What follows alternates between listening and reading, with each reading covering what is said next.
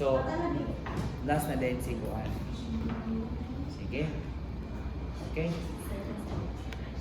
So, good morning class. By the way, my name is Nika Jean Baya and you can call me Teacher Nika or Ma'am Baya. And I am your English teacher for today.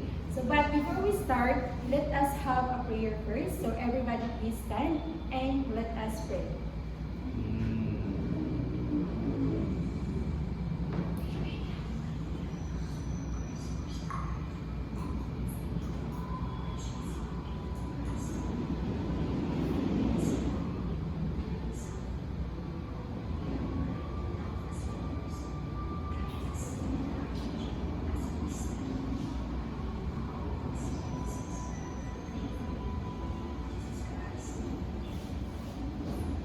Amen.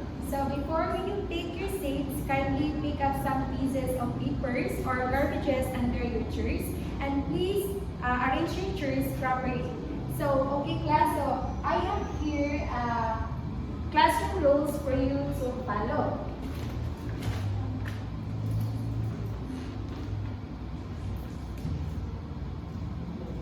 Okay, so everybody please read our classroom rules. Okay, thank you. So, do you have any additional classroom rules? All our classroom rules are clear? No violent reactions? Okay, very good. So now, let's proceed. What was your previous lesson? Yes, Miss Lisan. Okay, very good. And what have you learned your previous lesson? Yes, school view. Wow, very good. So it seems you are learned about your previous lessons. So now we will be learning a new topic.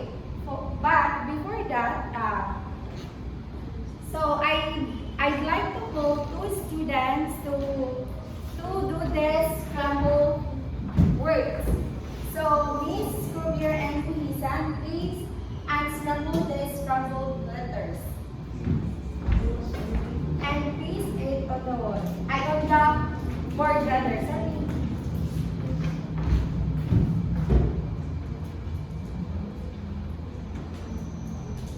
Okay, so as what you have seen, what is our topic for this morning? Okay, very good. It's all about Philippine literature. But before we proceed to our proper discussion, let us have our learning objective.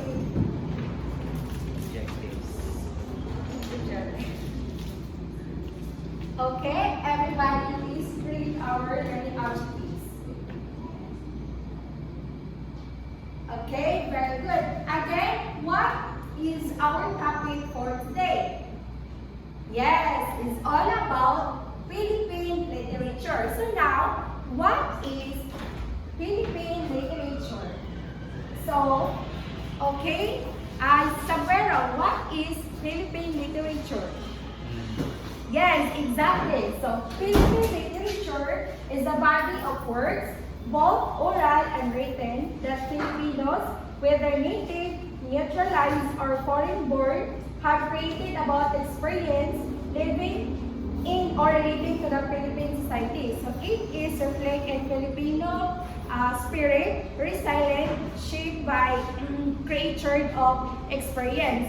So now, let us move to the different features of proverbs, myth, and legends. So now, what is proverbs? Yes, Buisan, what is proverbs? Okay, very good. Proverbs is well-known sayings that offer guidance or advice where they also declare a well-acknowledged fact or universal truth. So here are the common features of proverbs. So first is passed down from generation to generation. Use the rhetorical devices, rhymes, alliteration, and imagery. So what is rhymes school view?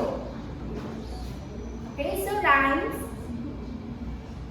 Very good. So rhymes, these are the words or phrases that end the same sound.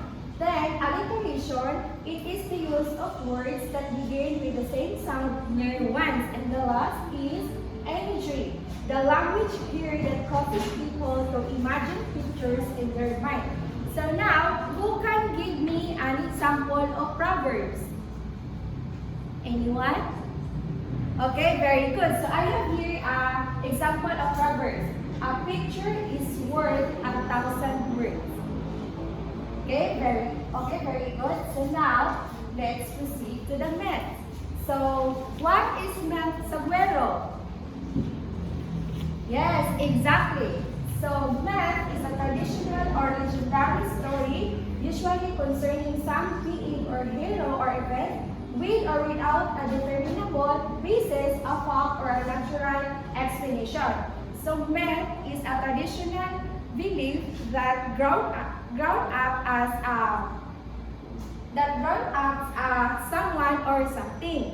So, different features of math here are story about gods and goddesses, includes magical elements and powers, features heroic characters, features danger and revenge and violent acts, set in ancient times, uses powerful imagery, may include strange creatures. So that's all the different features of math.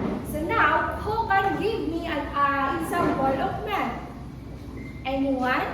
Yes, very good. So I have here an example of math. So the first one is ang ikbala, and the second is lamang. So that's the example of math. So now let's proceed to the legends. So now, what is legends alicarte? Yes, very good.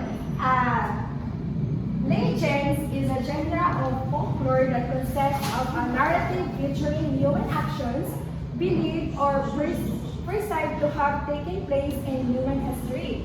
So, legends is a traditional history that describes origin of the things or in the world. Okay, so here are the different features of legends. So the first one is story about people, sometimes mention gods and goddesses, possible basis of truth, features heroic characters and brave deeds, battles and fights are likely, distinction made between honor and dishonor or good evil, and the last is a story or place that has achieved legendary fame. So now, who can give me another example of legends? Anyone? Yes.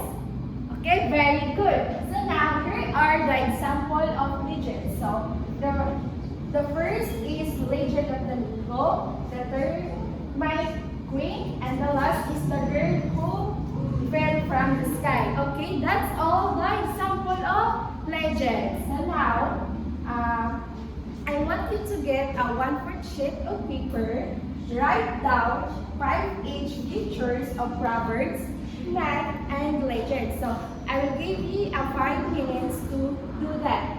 Don't forget, guys, I have here rubrics.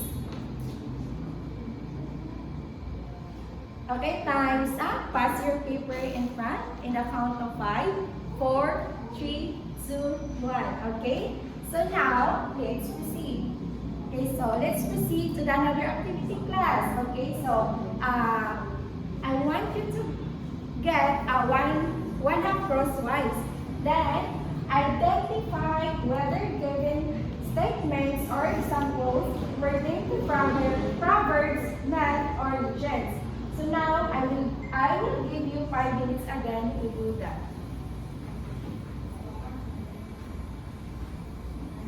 Okay, time's up. Pass your paper in front in a count of 5, 4, 3, 2, 1.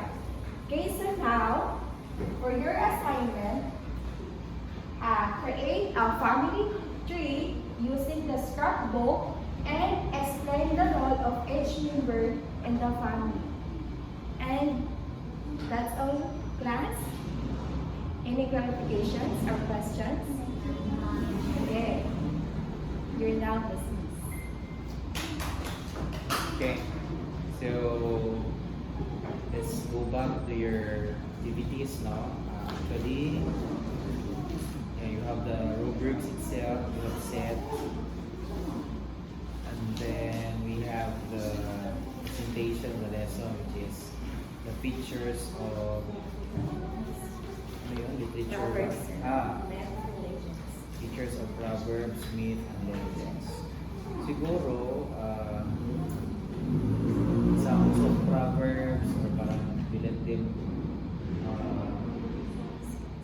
was this, kind of create your own Proverbs or quotations and then explain para they will parang critical thinking will also be smart. Okay, next. Si Juan na, last na siya. Sir Lungsod, ikaw kay kauban ka ba? Kamurang ba? Sa ngayong oras, 6 no? 6, 5.